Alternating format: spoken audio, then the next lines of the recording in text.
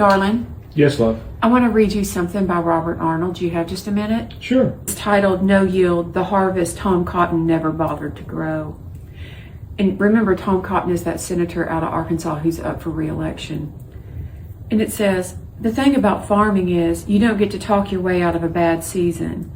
You don't get to buy your way out either. You put your hands in the dirt, you pray for rain, and you hope the work you've done is enough to feed your family. And if the field comes up empty, you know who's to blame. Tom Cotton has had over a decade to tend the fields of Arkansas, a decade of speeches, headlines, and political theater.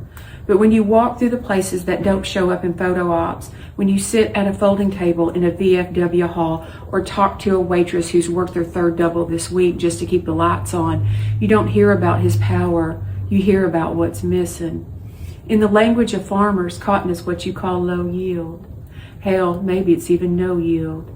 Because where was Tom Cotton when the cost of insulin doubled? Where was he when Arkansas schools started losing teachers to other states, or when hospitals closed in towns that still needed birthing rooms and cancer care? He wasn't with the people. He was somewhere in Washington voting against expanding health care, voting against relief for working families, voting against the minimum wage hike that could have changed a single mom's life in Jonesboro or Camden or Dumas.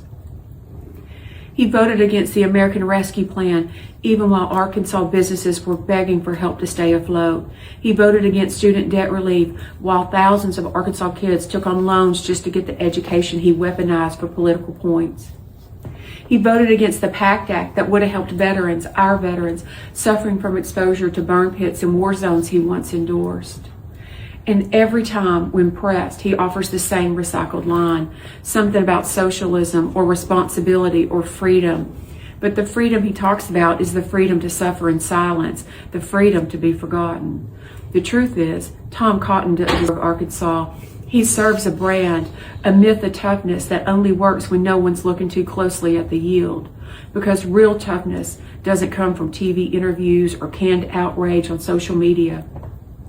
Real toughness is waking up at 4 a.m. to work a double shift and still finding the strength to read your kids at night. Real toughness is a public school teacher grading papers until midnight. It's a farmer praying for rain while politicians auction off his future. And what would it look like to make things right? It starts with remembering that public service is supposed to mean service. It means investing in rural broadband so that kids in the Delta have the same shot at the future as kids in Fayetteville. It means standing with unions, not lobbyists. It means supporting veterans after the war, not just waving flags when the cameras are rolling. It means voting like you give a damn whether a diner cook in Newport can afford a new transmission or if a retired nurse in Stuttgart can pay for her medication and still make rent. Arkansas doesn't need another lecture about personal responsibility from a man who's never known what it's like to choose between groceries and electricity. We don't need more culture war distraction while real people are buried under medical debt and underpaid jobs. We need leaders who believe in the people, not just in the donors.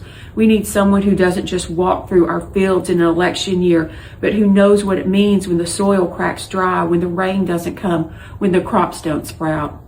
Tom Cotton has had his season, and his harvest is in. Low yield, no yield. Time to replant something better, something that grows, something worth keeping. Arkansas needs someone better. They do.